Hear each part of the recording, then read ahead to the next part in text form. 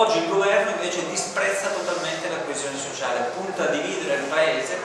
Se noi guardiamo l'introduzione del famigerato articolo 8 nella manovra, questo articolo 8 è sbagliato sia tecnicamente che politicamente. Tecnicamente perché accentua il dualismo del mercato del lavoro italiano, perché nelle aziende più piccole e meno sindicalizzate sarà difficile imporre deroghe alla legislazione e ai contratti vigenti, e politicamente perché si pone come un macigno da ostacolare il cammino dell'accordo di luglio tra tutte le parti sociali, un evento che era un evento da considerare utile e da sostenere in modo esplicito. Invece il governo non ha fatto altro che distruggerlo, animato come da una prevenzione ideologica e dannosa.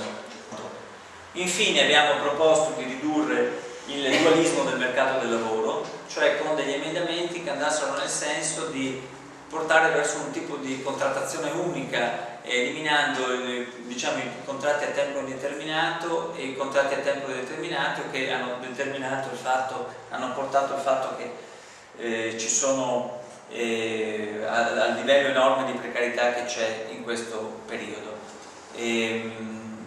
Perché questo tipo di mercato del lavoro crea ingiustizia, deprime la crescita e non è, di fatto impedisce l'accumulazione di capitale umano e incrementare la produttività del lavoro.